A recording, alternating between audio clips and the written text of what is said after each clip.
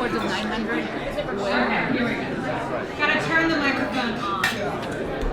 All right, well, keep enjoying your lunch. I'm Julia Boyd. I'm the Executive Director for the Atlanta Press Club, and we sincerely appreciate you all being here today for this important conversation. It was a lots of hands to make this come together quickly, so we really appreciate working with Consulate, our Board of Directors, and then also you all for attending. We're so, again, grateful to see a lot of our loyal friends and some new faces too. I would like to thank the Consul General for taking time out of her busy schedule to be here today, as well as our moderator, Robin Kernell. We would like to thank our Newsmaker Leadership Series title sponsor, Georgia Power, for making this event possible. They are our yearly series sponsor for this event, and we are so appreciative. We'd also like to recognize our other event sponsors today. Event presenting sponsors Greenberg Tribe and Norfolk Southern. A little round of applause for our sponsors. And again, a very short runway for this, so we were very appreciative. And thank you to our annual sponsors who help us deliver our mission to serve Atlanta's journalism community with educational events, resources, internships, and more. I would like to thank our Atlanta Press Club Board of Directors, many of whom are in the crowd today, for taking time as well to be here. Please visit our website, atlantapressclub.org, for any upcoming events and programs. You can also become a member or a supporter there and make a donation. As a reminder, APC is a 501c3 nonprofit organization and is always grateful for your support. Now we're going to have a few words from one of our event presenting sponsors at Greenberg Tribe. Sorry, I always mess up that. It's my pleasure to introduce Ted Bloom, Managing Shareholder. Welcome, Ted.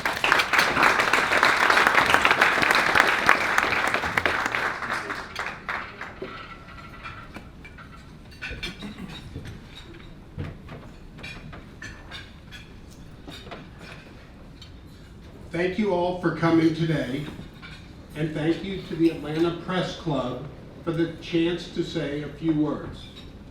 I am Ted Bloom, and I am the managing shareholder of the Atlanta office of Greenberg Tribe.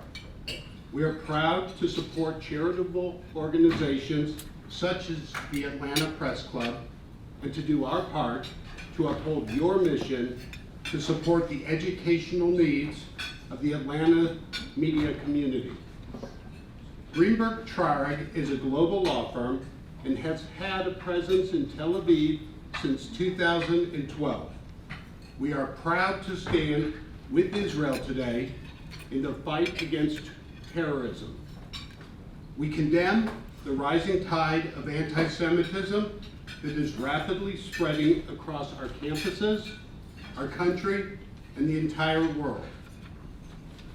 As a law firm dedicated to the primacy of evidence, truth, and accuracy in service to our clients, we also recognize the critical importance of truth and objectivity in reporting and the reliability of sources, especially in the face of conflict and the associated moral confusions, false equivalency, and increased anti-Semitism we are seeing today. We saw the importance of this in last Thursday's press briefing from National Security Council spokesman John Kirby. He spoke about the misfired missile at a Gazan hospital, which the Hamas-controlled Gaza Ministry of Health immediately reported, falsely, was fired by Israel. Mr. Kirby said that not only was the accusation against Israel inaccurate, but the fatality numbers were not as high as the Hamas-run health ministry claimed. He said, "We obviously grieve with the families and loved ones who are affected by that, but the numbers are not reliable. They're just not reliable." Mr. Kirby then turned to the press and said to the press, "I don't need to tell you how to do your jobs, but if you're going to report casualty figures out of Gaza, I would frankly recommend you don't choose numbers put out by an organization that is run by a terrorist organization.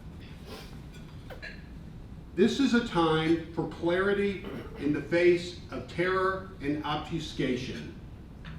So thank you again to the Atlanta Press Club for helping to foster journalistic excellence and for hosting today's conversation between Israeli Consul General Anat Sultan-Dadon and Robin Kernat.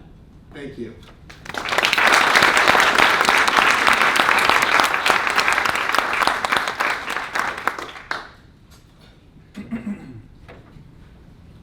Thank you, Ted, and thank you to all of our sponsors who are here and have made this event possible. I'm Keith Pepper. I'm the chair of the Atlanta Press Club. And I was just thinking back on an amazing year that we've had of newsmakers, and I've gotten to introduce the mayor, the speaker, the CDC director, and I'm forgetting some other people that we won't tell them I forgot. This is certainly the most emotional that I've felt coming up here to speak to this crowd. So again, thank you guys for being here. And before we introduce the moderator and our guests, I want to just acknowledge some elected representatives that are joining us here today. State Representatives Esther Panich, Shay Roberts, and Brent Cox are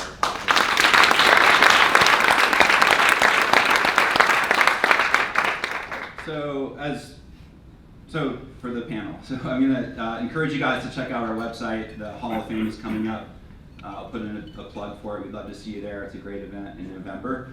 But let's get to the content. So Robin Kernat is an award-winning anchor and foreign correspondent with CNN. She was with CNN International during the Obama, Trump, and Biden presidencies. In her last role, she was CNN's Africa correspondent and also covered Europe earlier in her career. So please welcome Robin to the stage.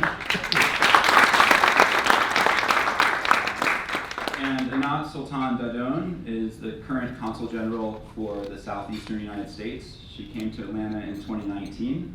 Previously, she was had roles in the Foreign Service in Israel, in Cameroon, Germany, Netherlands, and Australia, and also served, obviously, in the Ministry of Foreign Affairs in Jerusalem. In her current role, Anat is responsible for advancing relations between Israel and 7 southeastern states. So her territory covers Alabama, Kentucky, Mississippi, North Carolina, South Carolina, Tennessee, and of course, Georgia. So please welcome Robin and Anat.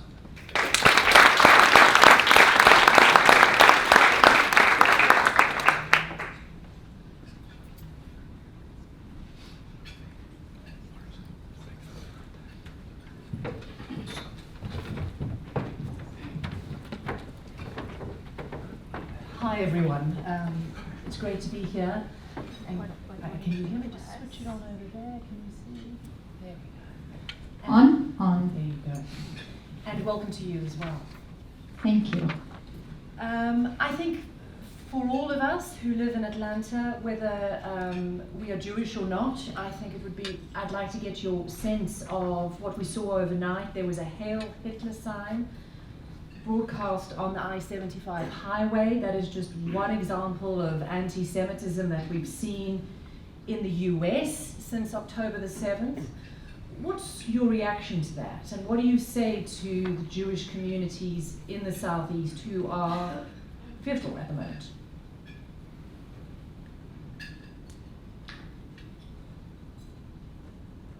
We are currently in one of the hardest points in time for the state of Israel and for the Jewish people. October 7th was the largest massacre of Jews in a single day since the Holocaust. But for those terrorists, this is not about a political goal. Their goal is genocidal, and their goal is stated clearly in their calls to destroy the state of Israel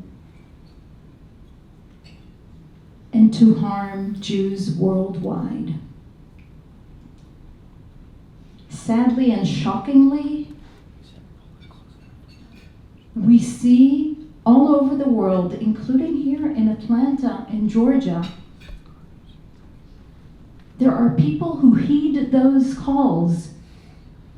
There are people who are demonstrating on the streets, cheering the massacre of babies, of children. There are people chanting for the elimination of the state of Israel. This should not only be unsettling for the Jews, this should be unsettling for society as a whole. It cannot be that this is tolerated. We're seeing it on college campuses. It is tolerated.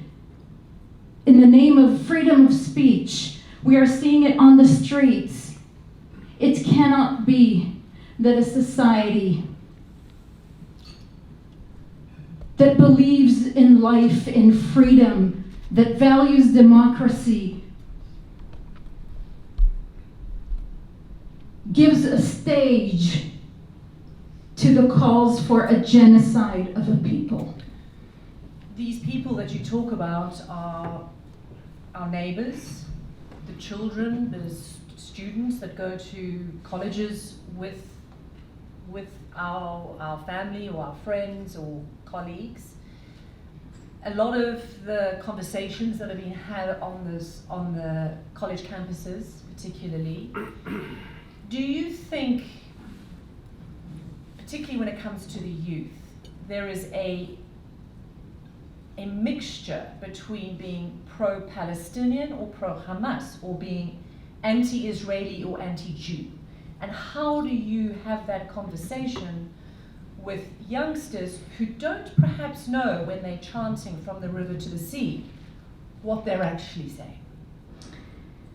If only there were room for more conversations and for more education. I do believe that there is a lot of ignorance out there, and that ignorance is being used and abused by those who seek to sow hatred. I think that leadership on college campuses, leadership in universities should do better. They should be taking a stand rather than hide behind what they think is remaining objective, avoiding taking sides.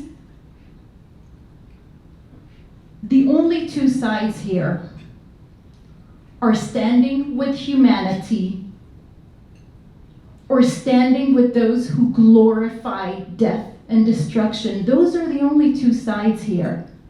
It is not about being pro-Israeli or pro-Palestinian. If one is truly pro-Palestinian, if one truly cares for the Palestinian people, they are being abused, used, and terrorized by the Hamas terror regime.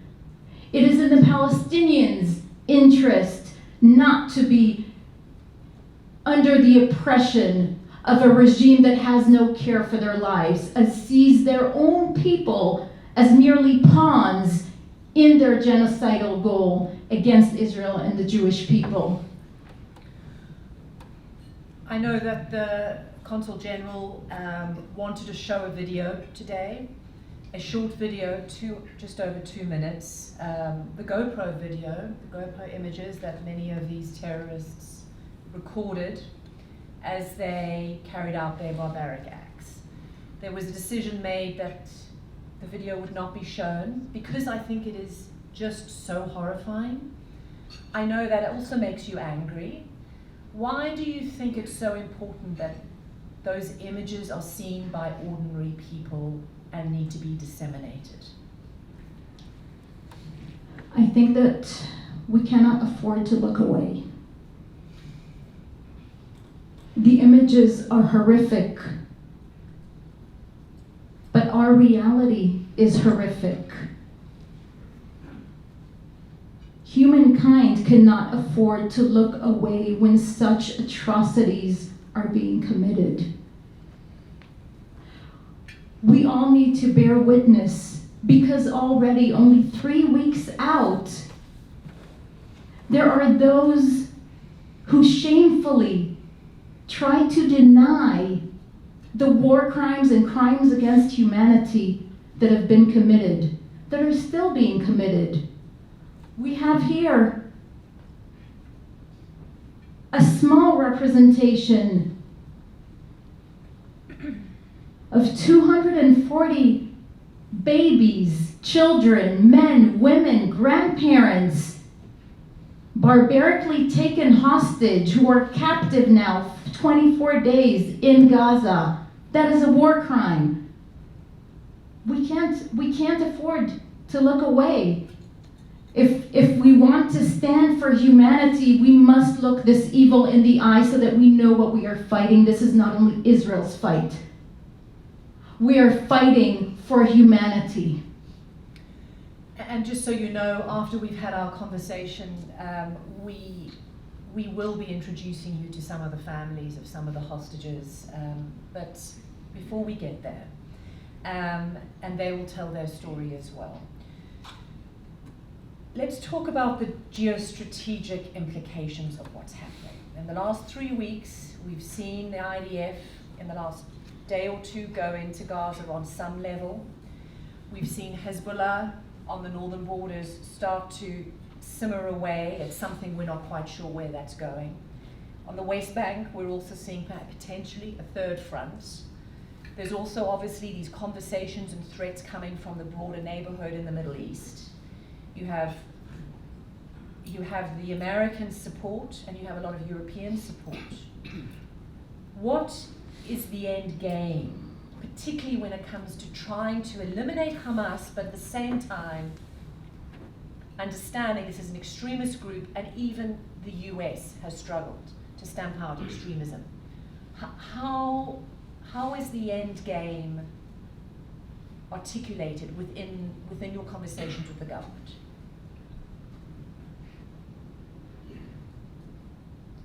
You're right that there is a much bigger picture here.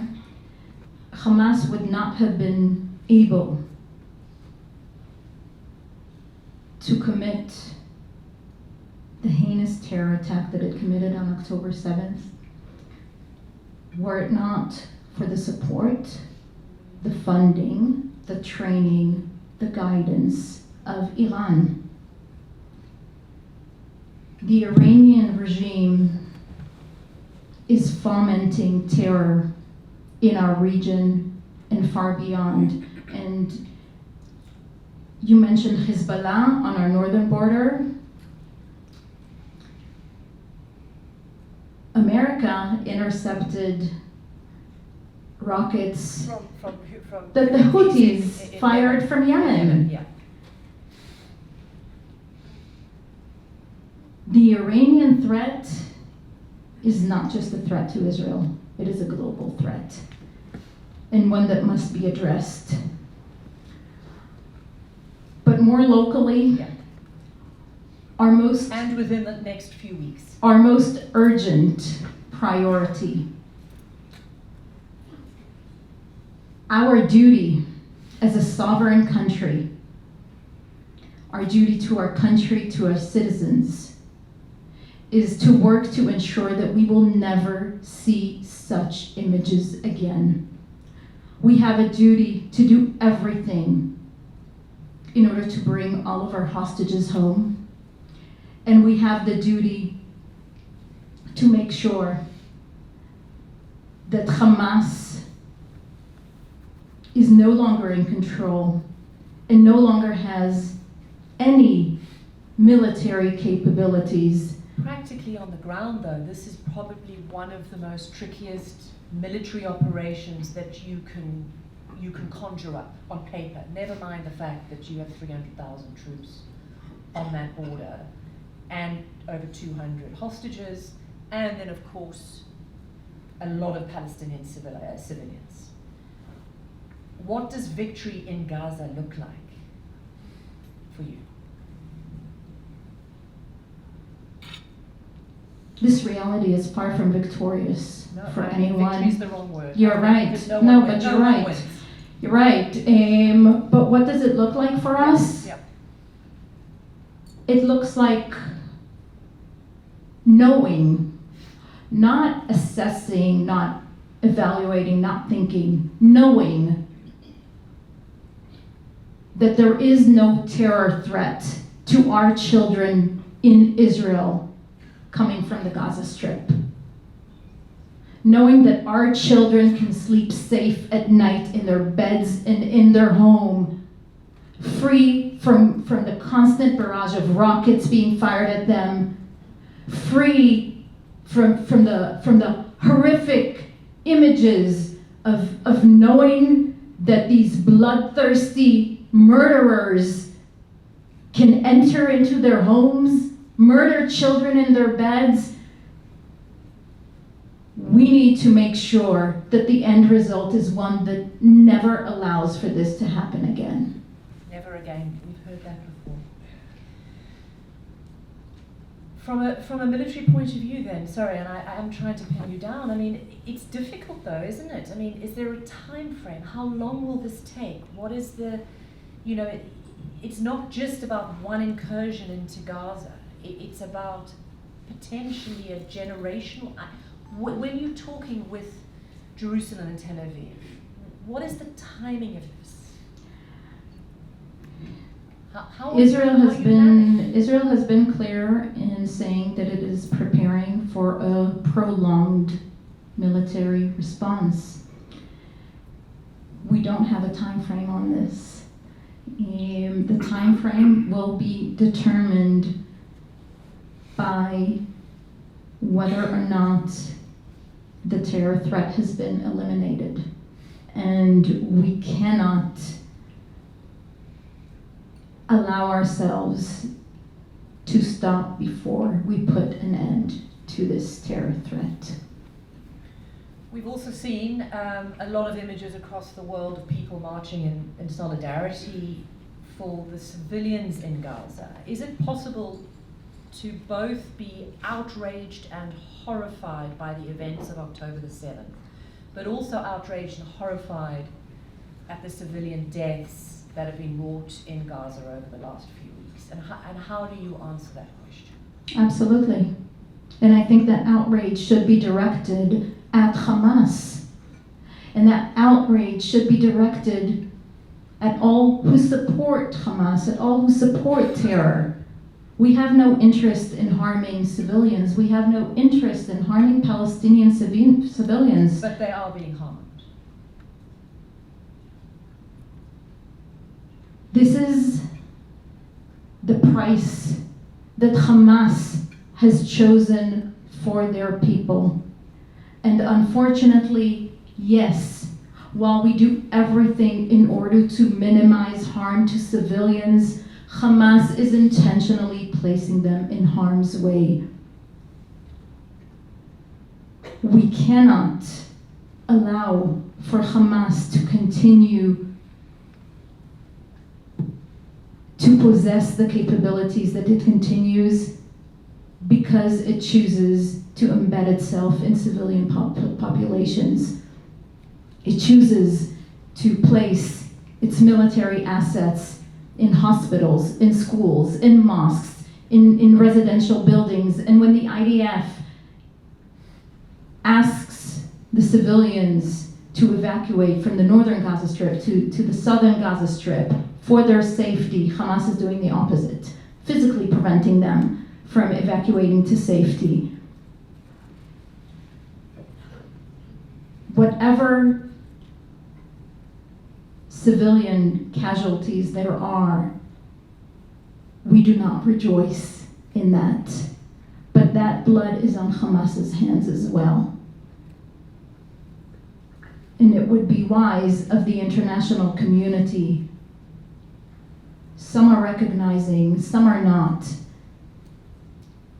that Hamas needs to be held accountable, and anyone who is now providing support, morally or otherwise, to these terrorists, they too have a role in the unfortunate casualties among the Palestinian civilians. Is there a concern within the government of losing international legitimacy, because there is this conflagration of being pro-Palestinian or pro-Hamas or anti-Israeli or anti-Jew. How are you, is this becoming a messaging issue as well for the Israeli government? How are you having conversations with capitals around the world? We invest a lot of effort into placing the truth out there. Hence the video. Hence the video and the huge quantities of information, of images that are coming out of Israel from the IDF, from other channels. We are doing everything that we can in order to share with the world what we are facing. And yes, we do think that it is a moral imperative to stand with Israel today, because standing with Israel today is about standing with humanity. But I will also say that Israel cannot afford to base its policy and decisions and our survival on a popularity test. Our survival is at stake, and we have the duty to do whatever it takes in order to ensure our continued survival. There was a political reasoning behind the Hamas attack in terms of the timing, because Israel was about to sign a historic agreement with Saudi Arabia. Do you think that can be reclaimed? What are the conversations with Arab neighbors where there was a sense of normalization? How are those channels still open? What help and collaboration are you getting from the partners who you were that close to being officially bound together with, at least in terms of treaties? We have seen over the last few years, with the signing of the Abraham Accords, we have seen the circle of peace growing in our region. And we are seeing more and more leaders make the decision to choose a better future for their peoples. Saudi Arabia has been public about its interest. It has been preparing its own public, recognizing that these relations serve all of our interests. And so while I think that the terrorists no doubt want to see a future of destruction in Israel and in the Middle East, I think that ultimately leadership that chooses peace and a bright future for their peoples, I think that will prevail. So you're optimistic that that state of affairs, political state of affairs on October the 6th can be reclaimed, resurrected, and solidified, despite what we're seeing on the ground now? I believe that we need to give it time, and we need to allow for the dust to settle. But ultimately, I think that where there are common interests and mutual benefits, I think we will see more relations being forged. We've got 5 minutes, so I've just got 1 or 2 questions left. A practical question as well. We've been seeing, of course, real concerns about the humanitarian situation in Gaza, the Rafah the border crossing. There's just been a snarl up. There haven't been nearly enough humanitarian aid coming in to Gaza. Why is there such a bottleneck? What is behind that? Trucks of aid have entered from Egypt into Gaza through the Rafah it's crossing. not what is needed. How does that be scaled up, and why is there such a bottleneck? There is currently, according to the assessments on the ground, there is currently sufficient water, sufficient food, and sufficient medicine in Gaza. Just yesterday, we allowed for 24 trucks to go in. We will continue to make an effort to allow for even more to come in, provided also that that we can be satisfied that this aid is not ending up in the hands of Hamas, because Hamas is sitting on stockpiles of fuel. Rather than prioritize that fuel to go towards the desalination plants in Gaza, which provide 90% of the water in Gaza. The water coming from Israel provides only 10% of the water consumed in Gaza. 90% is provided internally. But Hamas is prioritizing its fuel not for water for their people. It's prioritizing its fuel for their war machine. We are working with partners in order to allow for the provisions to enter the Gaza Strip.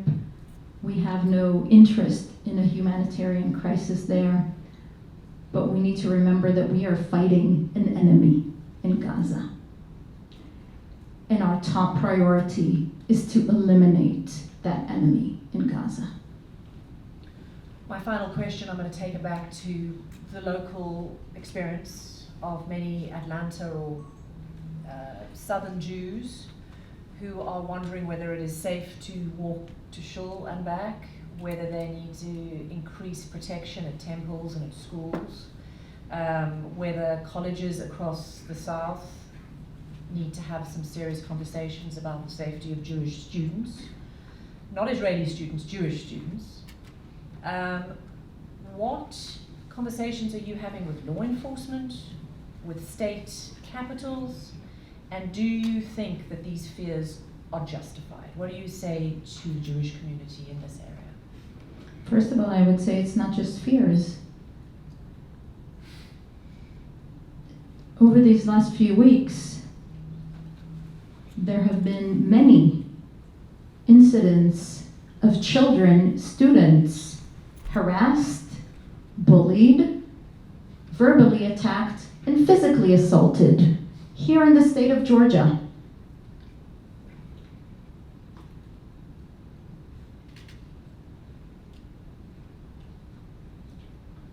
Law enforcement, authorities absolutely play a role because this must be taken seriously. But no less so, the bigger issue that needs to be addressed is the climate that is legitimizing these attacks. Leaders, political leaders, academic leaders, faith leaders, community leaders, they all have a responsibility to use their voice right now in this very, very dangerous climate. They have to take a moral stand. It cannot be that we will look for more and more ways to shield ourselves, for more and more ways to hide, how not to show if one is Jewish or Israeli, how to be better protected, how to add more and more layers. What is wrong with society if this is where we find ourselves? Are you disappointed by the reaction of the Atlanta community? Is that what you're saying? I am very disappointed by the lack of leadership among some in the state of Georgia. I am disappointed when I see a university president not take the clear stand that they should, allowing for these demonstrations, calling for the genocide of a people on their college campuses. How is that providing a safe space for their Jewish students? How can it be that these universities that uphold these values of freedom of speech do not uphold the value of students on their campus to be safe, not just to feel safe, to be safe, because they are being attacked? Yes, we should all be disappointed. We should all hold leadership accountable, no matter where they are, in Georgia, around the world. This is when leadership matters.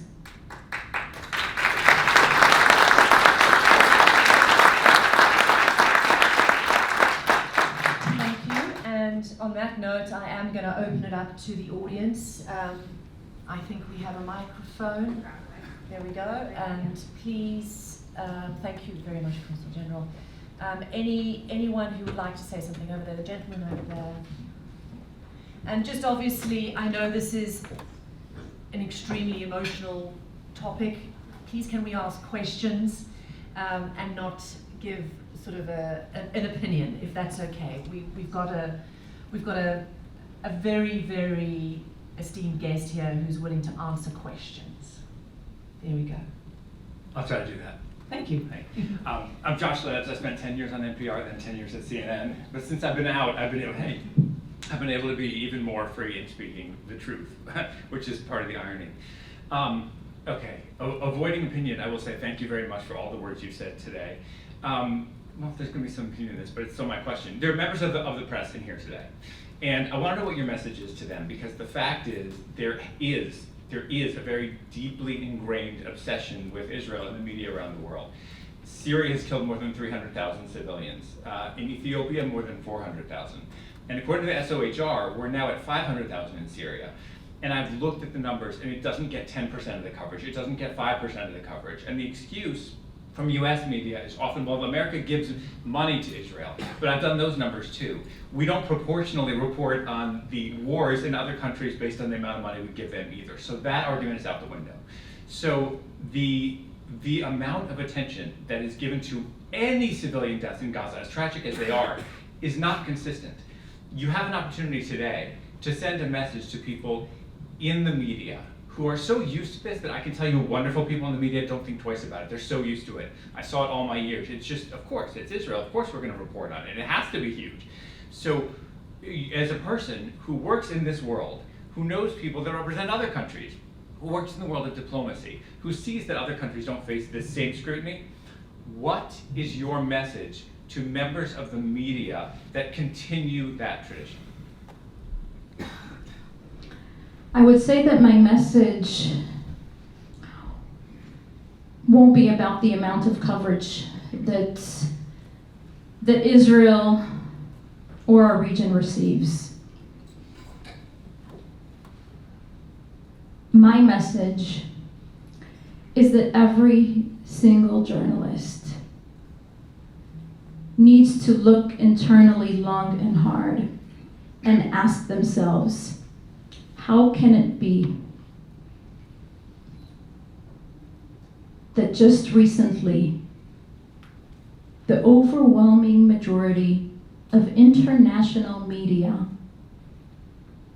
were so quick to take the word of a terror organization that had just committed unimaginable atrocities over the word of a country that was presenting evidence, visuals, facts? How can that be that they were so quick to take the word of a terror organization that had just finished showing their terrorists had just finished showing to the world what they were proud of? They were proud of spreading on social media the atrocities that they committed. Taking their word I think that that demands a self-reckoning of every journalist.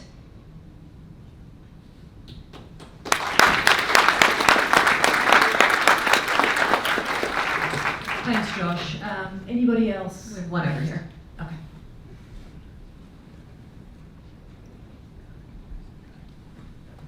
Thank you again for coming today and speaking with us.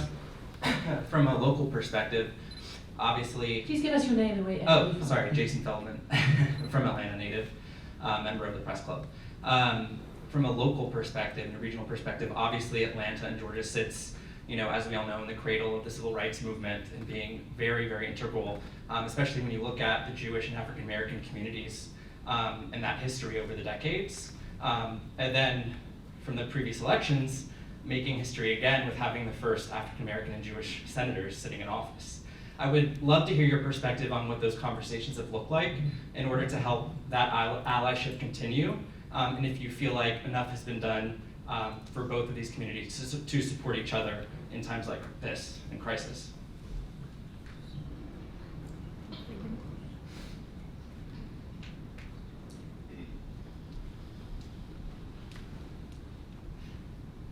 We have much in common, and I think that is why the Black-Jewish relations and allyship was born, preceding even the civil rights movement.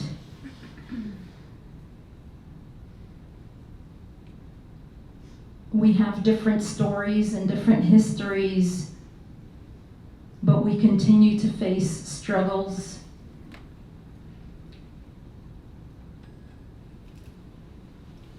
And I think that it is imperative that we stand together for one another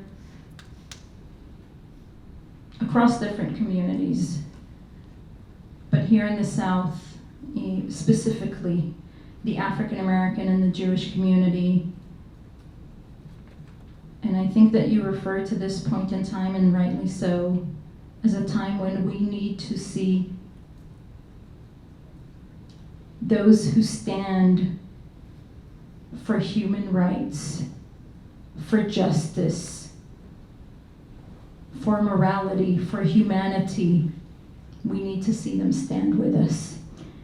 Because if they are not standing with us at this time, they are standing on the side of terror. The terror that is threatening our people, but that same terror that is also oppressing, abusing the Palestinian people. One more right here. Hi, I'm Lori Strauss, and I'm on the board of the Atlanta Press Club. Can you talk a little bit, before October 7th, we heard a lot about acts of anti-Semitism happening, specifically here in Atlanta, I'm talking about it. Can you talk about where that was coming from? And because maybe some of this was boiling up, has that maybe helped cause the division that we're seeing right now, more of that division? In the division that we're seeing. I'm sorry, the division of people saying they're anti-Israel, is that maybe because some of this was already boiling up? Just I guess trying to understand why the anti-Semitism, there were some acts, before October 7th. And so I guess, has there already been some, it's okay to be anti-Semitic, which is making people more open to what's happening right now? So yes, the Anti-Defamation League for several years now is reporting every year an all-time high of reported anti-Semitic incidents here in the United States.